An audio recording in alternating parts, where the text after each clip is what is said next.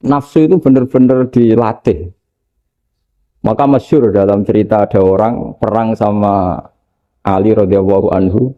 Ketika perang ini sangat semangat. Tapi ketika orang itu meludahi dan Sayyidina Ali ini tersinggung karena diludahi, Sayyidina Ali langsung angkat tangan. Sudah perangnya nggak usah diteruskan. Karena saya marah sama kamu sekarang demi nafsu karena kamu meludahi saya. Padahal saya tadi motifnya demi Allah dan Rasul.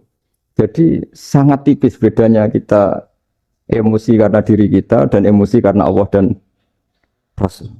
Sehingga ketika diludahin ini terus beliau mikir jangan-jangan perang saya karena saya diludahi.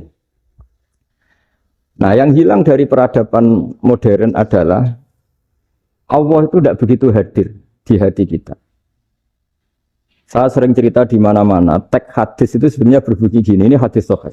Mangka na yu'minu billahi wal yaumil akhir fal yukrim jarohu. Ada yang fal yukrim jarohu doifahu, ada yang fal yakul khairan aul yasmu.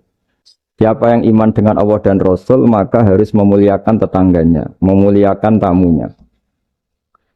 Dulu itu ada seorang ulama dipanggil anak muda, dibully dari sekarang. Wahai kiai, datang ke rumah saya. Datang kiai itu.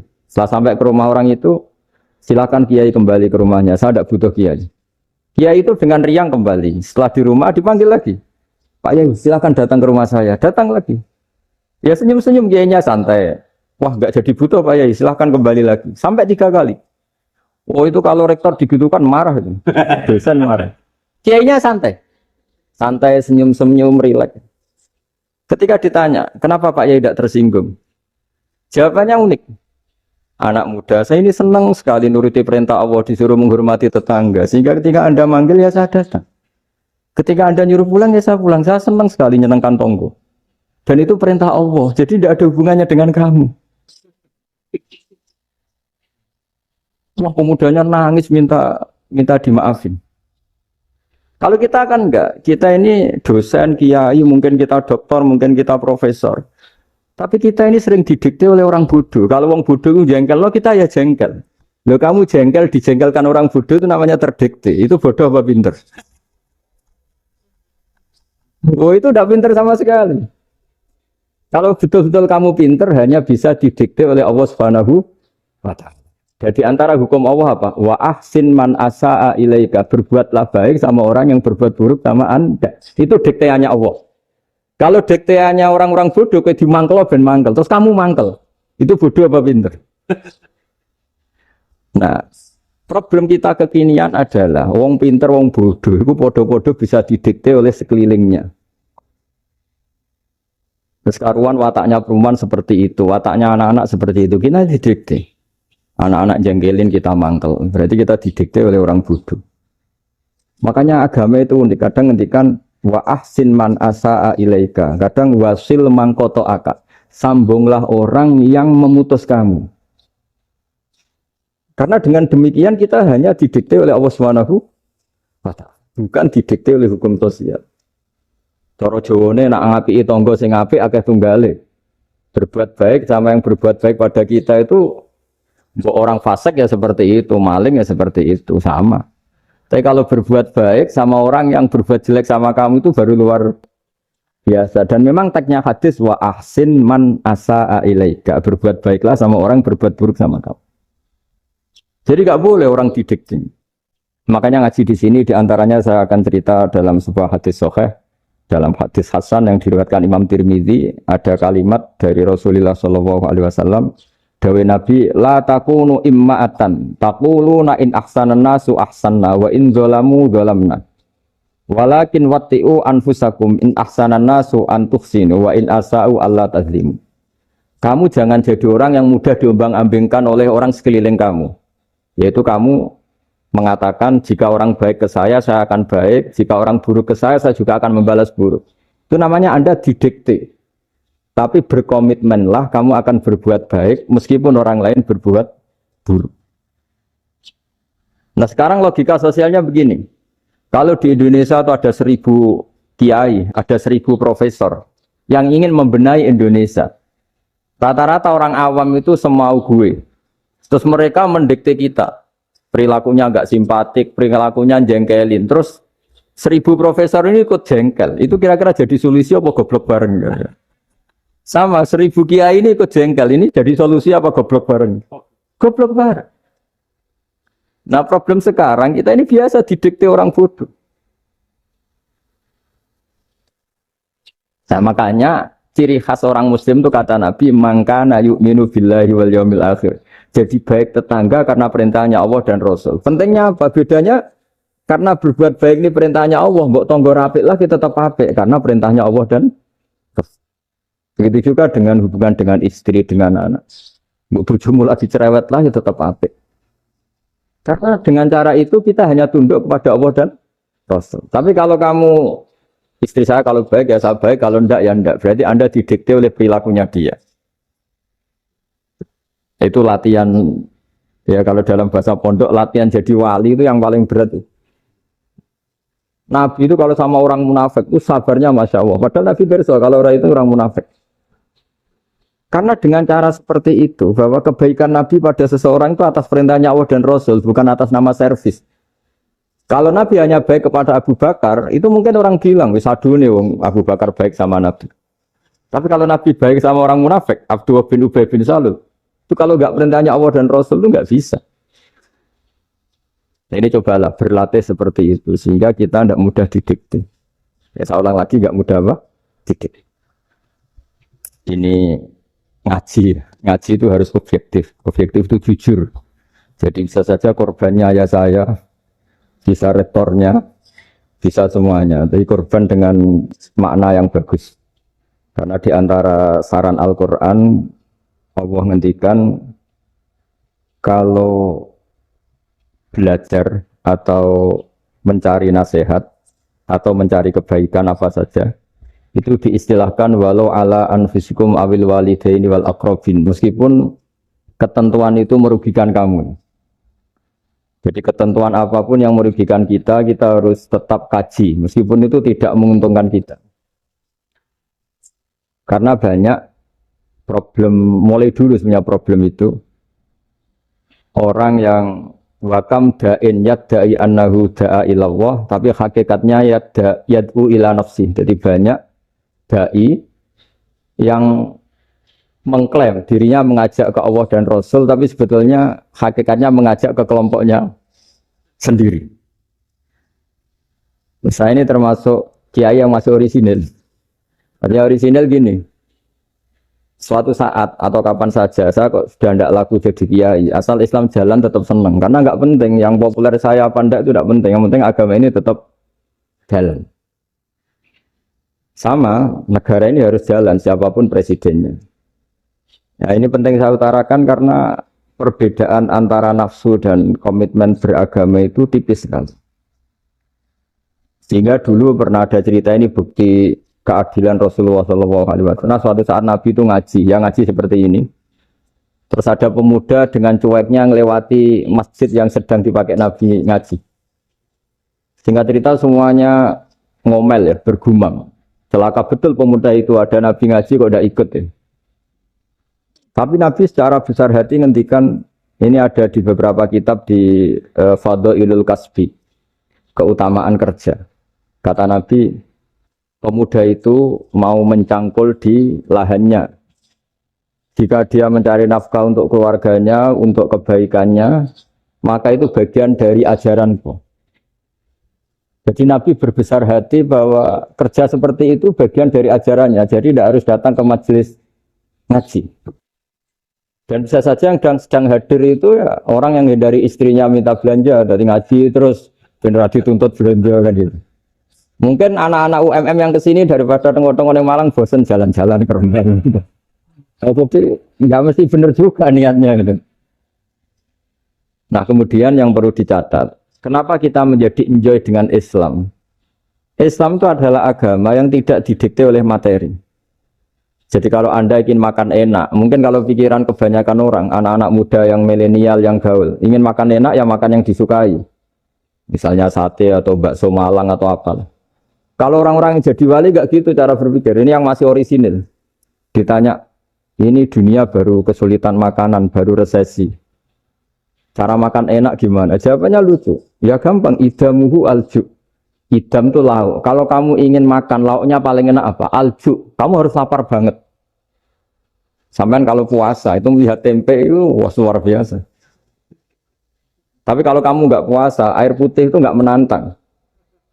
Tapi kalau puasa, tempe air putih itu menarik dan Anda tetap lahap. Apa? Karena lauk terbaik adalah alju, yaitu lapar. Nah, tapi kita ini enggak. Kita ini kayak orang bodoh. Kayak orang bodoh tadi. Profesornya makan nyaman ya kalau sesuai selera. Nah, itu kan sama dengan anak-anak ABG. Anak ABG itu makan lahap ya kalau yang disukai. Lalu bedanya apa ABG sama profesor? Kalau cara berpikir masih sama kan itu. Kiainya juga gitu. Kiai makan enak kalau yang disukai, kalau enggak ada. Lalu bedanya apa kiai sama orang awam? Orang awam juga gitu. Makan lahap ya kalau yang disukai. Nah, ternyata perilaku kita ini yang pintar sama yang bodoh sama. Kalau kamu ingin berkasta lebih baik, itu cara makan enak itu apa? Idamuhu al-ju'. Lauk terbaik adalah karena kita sangat lapar. Makanya masyhur dalam cerita-cerita tarikh sirah nabawiyah. Nabi diberi hadiah, beberapa hadiah. Di antaranya ada yang diterima, ada yang enggak. Termasuk yang dikembalikan itu dokter. Ada seorang raja memberi hadiah Nabi dokter Tobit. Itu sama Nabi dikembalikan. Karena dokter ini sudah lama kumpul Nabi itu nggak pernah sakit. Akhirnya dokter ini putus asa, ini nggak perlu diobatin. Ketika ditanya, kenapa ya Rasulullah engkau tidak pernah sakit? Karena kita ini kaum, kita ini komunitas masyarakat yang tidak akan makan kecuali lapar. Dan kalau sudah makan, berhenti sebelum kenyang. Jadi sederhana sekali pengobatan zaman Nabi. Sebagian besar penyakit itu pasti disebabkan kita ceroboh dalam hal makan. Sudah ngerti kalau durian masalah, kalau makan durian itu enggak kehitung gitu. Apalagi kalau gratisan itu tambah banyak. Gitu. Pola tidur juga gitu, kata Nabi. Dan kita tidak tidur kalau tidak sangat ngantuk. Nah, itu namanya orang-orang soleh yang sudah ada didikte materi. Kalau yang didikte materi kan bisa tidur nyenyak kalau kasurnya enak, AC gini-gini. Sebenarnya enggak, tidur enak itu ya kalau sangat ngantuk.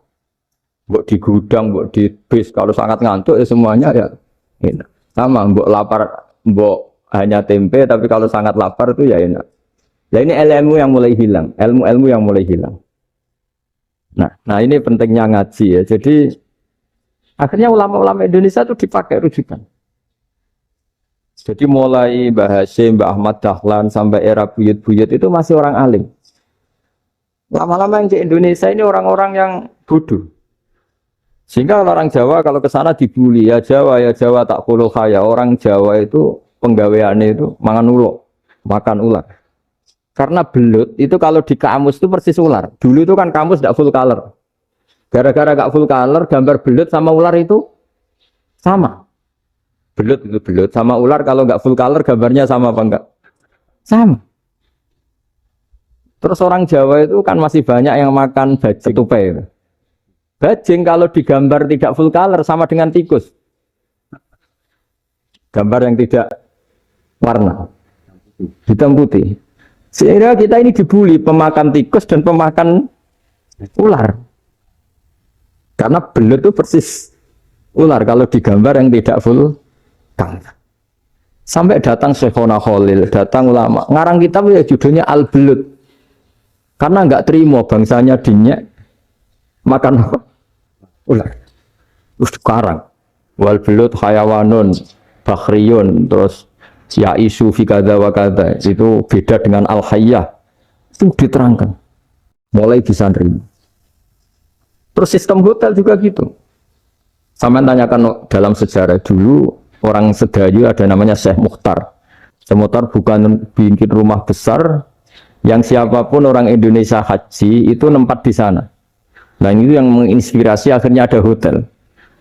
Dulu Syekh Mukhtar hanya menyediakan untuk hujat-hujat Indonesia. Lama-lama jadi hotel. Cara ibadah juga gitu. Kita ini kan, saya ini punya bapak kiai, mbah kiai. Punya guru yang sangat alim, ya seorang kiai Kiai Memun. Itu dulu kita pengkaji ilmu itu tidak pernah tahu bedanya NU dan Muhammadiyah. Karena dulu Mbah Darwis itu, Kiai Dahlan itu dulu ngajinya bersama Mbah Hasim ketika di Indonesia yang ngaji Mbah Soleh Darat. Mbah Soleh Darat itu dulu ngajinya sama buyut saya ke-6, namanya Mbah Soleh Asnawi di Kudus. Mbah Soleh Darat itu dulu alim-alimnya orang Jawa ya Mbah Soleh Darat, Soleh bin Umar. Tempatnya di Semarang, tapi beliau itu sebenarnya orang Jepara yang dekat Kudus. Setelah di Mekah, Mbah Hasyim ini mondoknya ya, mulazimnya ke Syekh Mahfud Termas. Tapi sesekali ke Syekh Khotib Minangkabau. Nah yang Mbah Ahmad Dahlan lebih sering ke Syekh Khotib Minangkabau, sesekali ke Mbah Mahfud.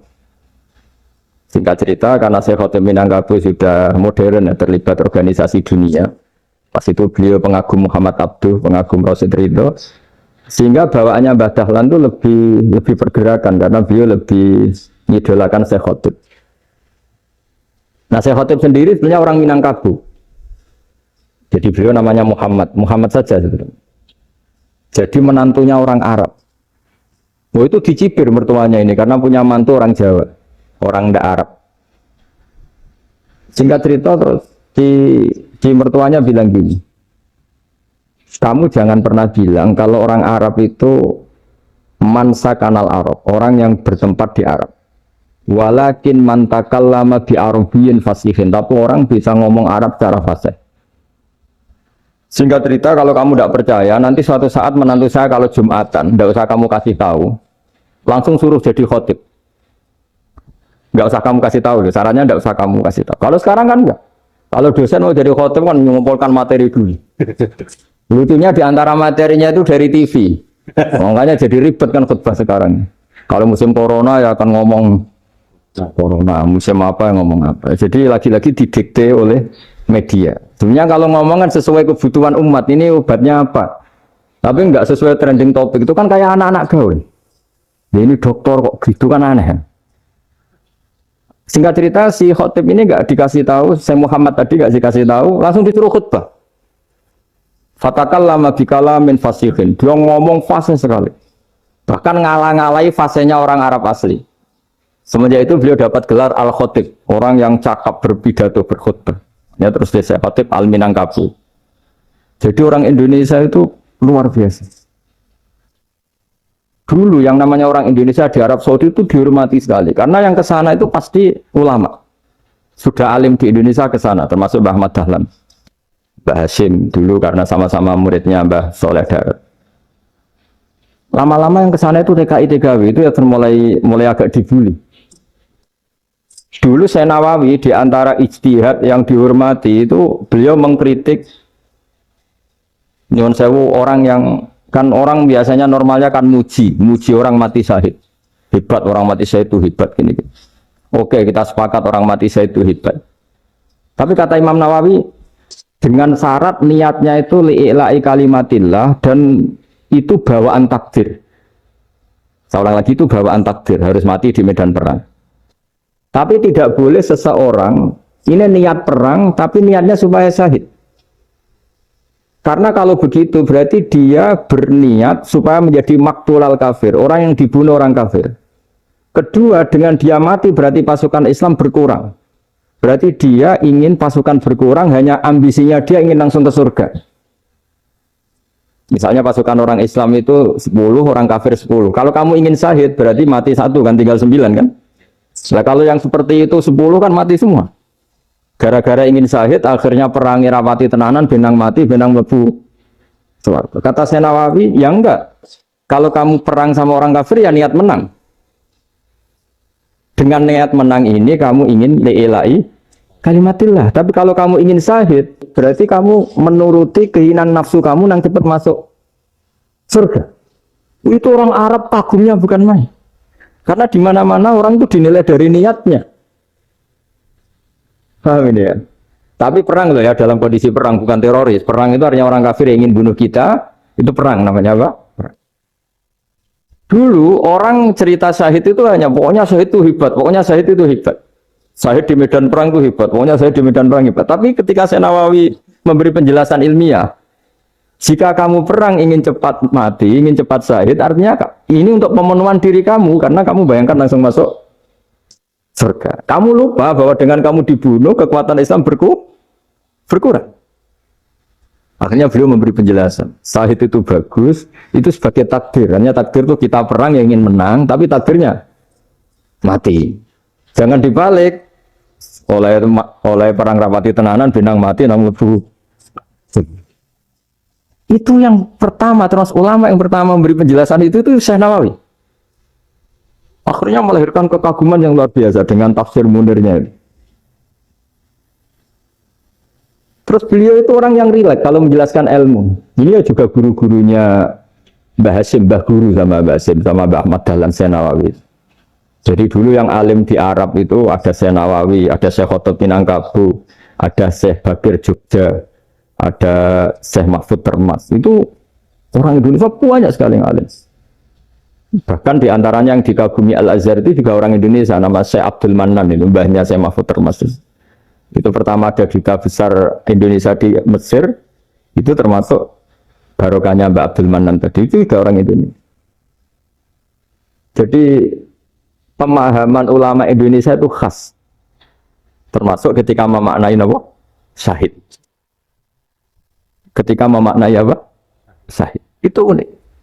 Ketika Syekh Nawawi diuji dulu, itu yang namanya ulama diuji dulu oleh 100 ulama.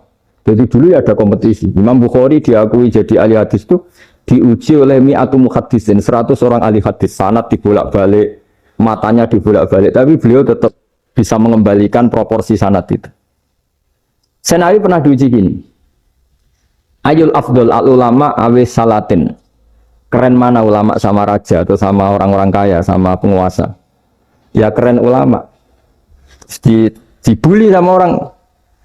Tapi setahu saya banyak ulama yang antri di rumahnya raja. Tapi saya tidak tahu melihat raja antri di rumahnya ulama. Dan kebanyakan kan mungkin ustadz atau kiai yang antri ngajukan proposal kan. Kan enggak. Nah kalau raja kan enggak pati itu. Malah enggak usah antri. Kiainya sudah nyambut sebelum datang. Jawabannya lucu Syekh Nawawi itu. Dan yang tanya itu langsung diem. Ya karena ulama itu tahu fungsinya uang. Sehingga cara nyari sampai seperti itu. Sementara raja-raja itu tidak tahu fungsinya ilmu, makanya tidak pernah sowan ulama. Sehingga, jadi ya dianggap enteng saja. Ulama kan tahu fungsinya uang, tahu untuk pondok, tahu masjid. Sementara raja tidak tahu fungsinya ilmu. Jadi itu khas Jawa ya, khas Jawa, khas Indonesia. Apa-apa yang menurut orang banyak dengan tanda kutip itu buruk atau baik, itu orang Jawa menafsirkan tuh gampang saja. Sehingga semenjak itu dakwah itu dipandang betul. Saya punya kitab namanya Qadhayal Haji wal Umrah. Itu terbitan Hayatul Ulya Arab Saudi milik Wahabi.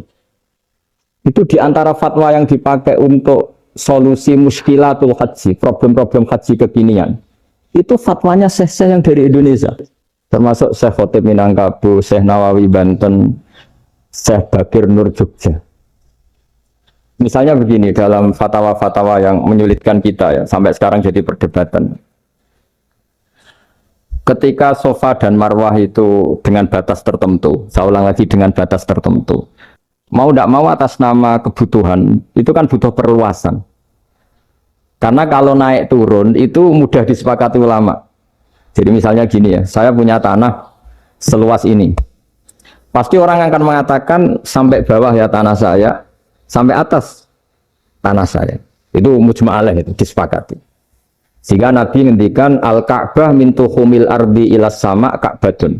Ka'bah sampai ujung bumi, sampai ke aras semuanya Ka'bah. Sehingga ada perdebatan ulama ketika Masjid Haram ditingkat, kemudian yang di atas sholat. Tetap dia menghadap Ka'bah. Tidak harus dulu melihat di bawah, enggak.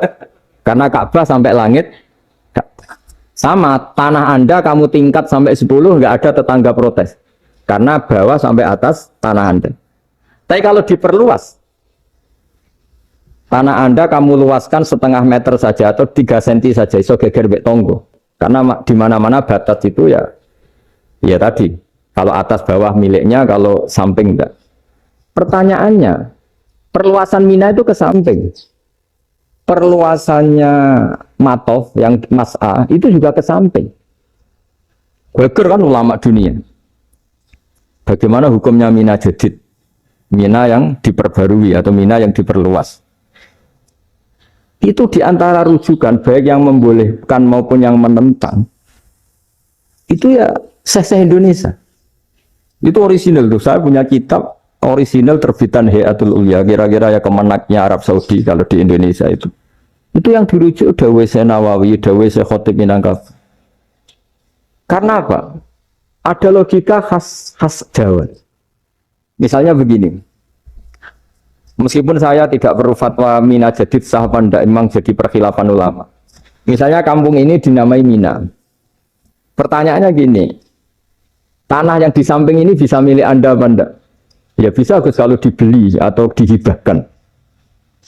Jadi tanah di samping Anda menjadi milik Anda karena ada proses pengambil alian lewat beli maupun hibah. Nah masalahnya ini negara itu berhak menganeksasi atau memasukkan ini sebagai mina. Itu ulama Jawa kalau ditanya, alasannya apa? Fa'innal muttasila bisyai' hukmu dzalika syai'. Karena yang gantet, yang mutasil itu bisa dihukumi seperti sesuatu itu. Jadi kalau ini mina, ya yang gantet mina ini ya bisa dikatakan mina. Beda dengan membuat mina, malang mina, wah itu tidak bisa, ada mutasil kan.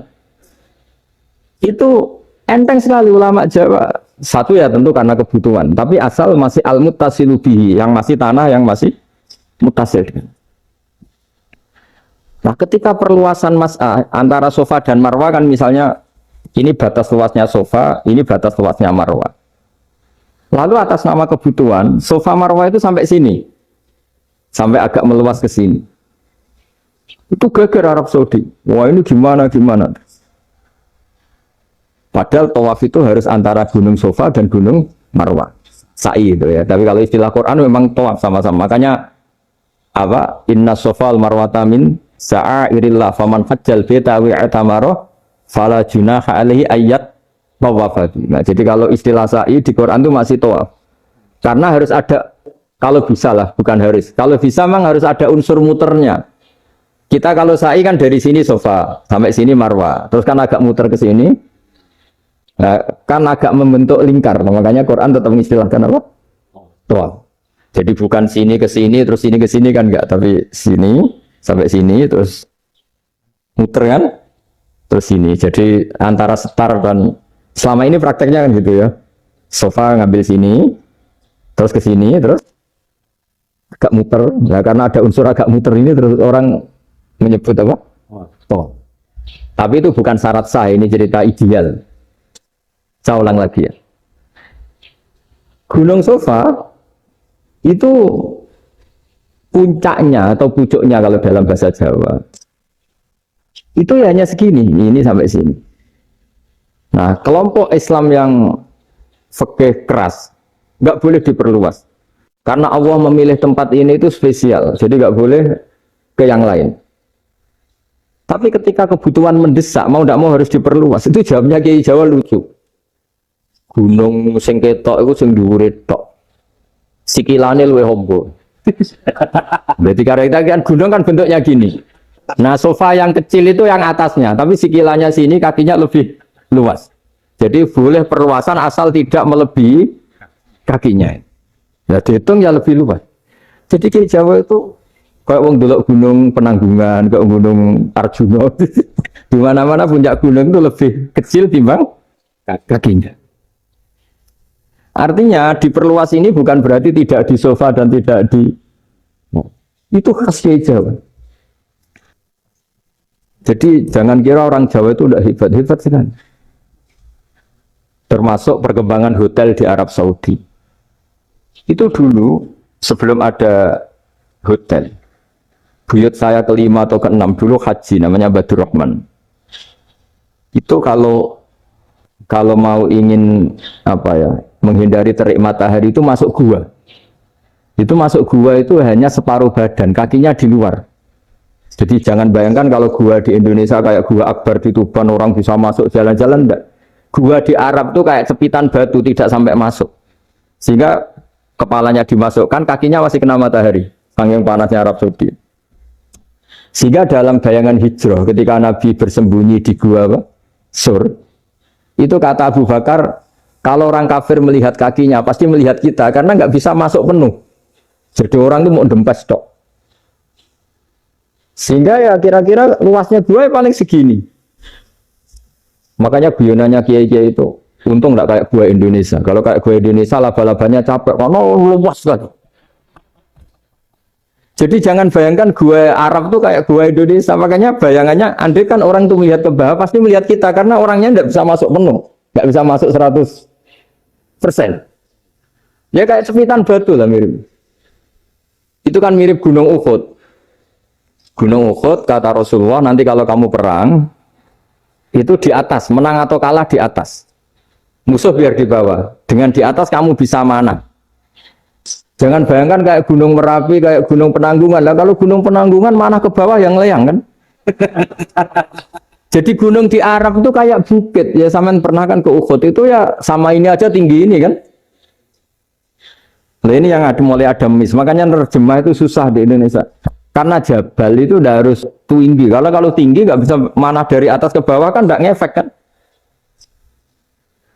Sampai kalau ke Uhud gunungnya kan pendek sekali sehingga yang mana dari atas ke bawah ya kalau kena musuh ya celaka karena memang dekat. Nah kalau gunung Indonesia mana dari atas ke bawah yang layang nggak ngefek. Nah itu susahnya nerjemah bahasa Arab ke kita. Jadi apa ya? Transkrip itu nggak gampang karena ada pengertian yang beda. Kita kalau bilang gunung itu tinggi sekali. Sampai banyak mahasiswa tersesat ya saking tingginya. Kalau orang naik Uhud nggak akan tersesat, wong ketok dari bawah itu. Nggak mau saya mau cerita. Kata Mbah Mun sering cerita. Kenapa wa ma arsalnaka illa rahmatan lil alamin, kata Mbah Mun. Allah itu pasti bikin ulama yang tidak produk Arab itu pasti ada. Kalau orang Arab jadi ulama wajar, bahasanya Arab, domisilinya di Arab. Tapi Allah akan selalu bikin ulama yang tidak bangsa Arab. Imam Ghazali itu Tus itu Persia. Imam Bukhari itu kira-kira kalau sekarang ikut Uzbek. Ya, Imam Bukhari itu kalau negara sekarang ikut mana? Uzbek. Kenapa demikian kata Mbah Mun? Karena Allah sudah ngendikan wa ma arsalnaka illa kafatan linnas. Manusia semua ini kena khitabnya Islam. Kalau tidak ada ulama yang dari berbagai negara, kesannya Islam itu hanya milik orang Arab Saudi. Makanya Allah selalu bikin ulama-ulama yang bahkan tidak Arab. Termasuk Imamul Muhaddisin, yaitu Imam Bukhari, itu orang Uzbek. Orang Rusia lah kalau sekarang ikut Uni Soviet dulu. Imam Ghazali itu orang Persia. Syekh Nawawi itu orang Banten. Karena Allah ingin memaklumatkan bahwa Islam ini untuk semua, sehingga orang yang tidak Arab pun bisa belajar Islam. Yang alimnya itu nggak kalah sama orang apa? Arab. Makanya ini PR ya. Kalau Gus Dah Ploso nanti ngendikan suatu saat orang belajar Islam itu bahkan orang Arab pun bisa belajar ke Indonesia. Kalau orang Indonesia bisa alim betul kayak dulu. Sekarang banyak liga antar ulama. Itu orang Indonesia pasti masuk. Ulama-ulama top dunia itu pasti orang Indonesia banyak yang masuk. Karena tadi ketika orang Indonesia baca kitab, itu orang Arab itu kagum, kok bisa ada bahasanya baca secara benar. Bukan sekedar bisa baca secara benar. Karena memang dilatih sedemikian rupa di pondok-pondok. Makanya kita semua lah, yang alim di Indonesia itu kemana-mana ya pasti alim. Dulu putra Mbah Mun namanya Gus Zofur itu tahun pertama ya sudah the best di tahun pertama. Kalau tahun pertama the best-nya ilmunya bawaan dari sarang, dari keluarganya. Gus Najib mondok di Said Muhammad tahun pertama sudah dipuji sebagai yang teralim karena ya sanggup. Kalau dipujinya tahun ketiga, tahun keempat kan mungkin dapat dari sana. Ini tahun pertama. Seolah lagi tahun. Karena pengajaran di Indonesia itu luar biasa di pondok-pondok. Makanya kalau dalam anekdot pondok itu cerita-cerita lucu itu. Ada orang Jakarta ngaji, setelah di kelas itu pelengahan terus melihat jendela, lihat pintu terus Lama-lama gurunya marah. Kamu diajarin kok ndak punya sopan, melihat pintu terus nggak memperhatikan guru ya. Anak Betawinya jamnya lucu. Habis Pak Guru bohong. Kenapa ya?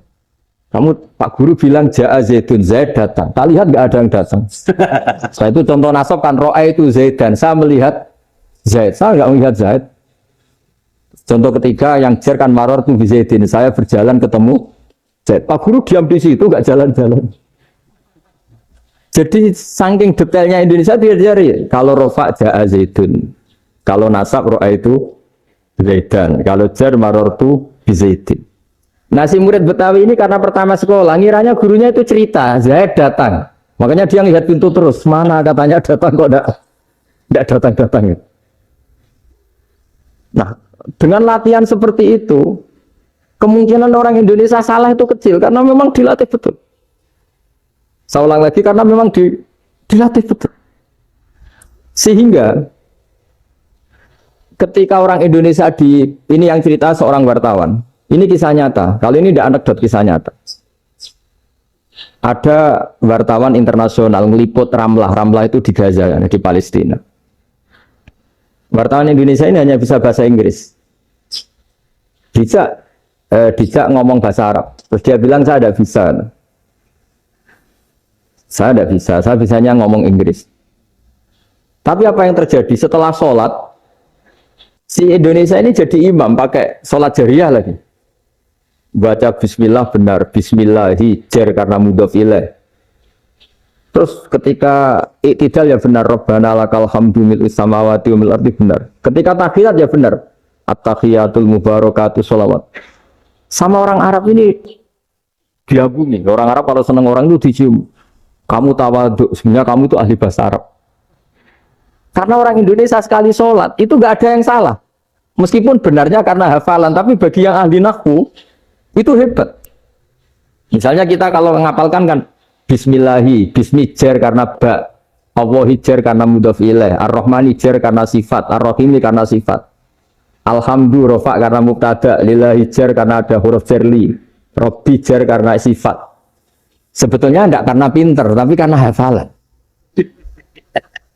Tapi orang Indonesia hebatnya itu benar terus. Rabbana lakal hamdu. Ya kan, alhamdu rofa. Terus mil'us samawati ya rofa karena sifat. Sehingga terus orang Indonesia kalau sholat di Timur Tengah itu dipuji. Karena makhrajnya ya benar, rofa nasabnya juga benar. Nah itu di negara lain tidak ada yang kayak Indonesia.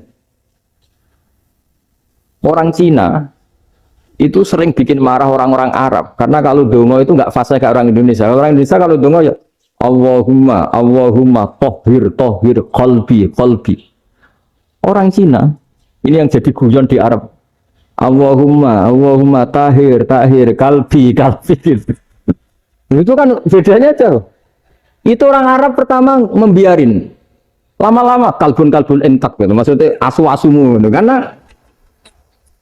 Karena dia bilangnya qaf itu kaf.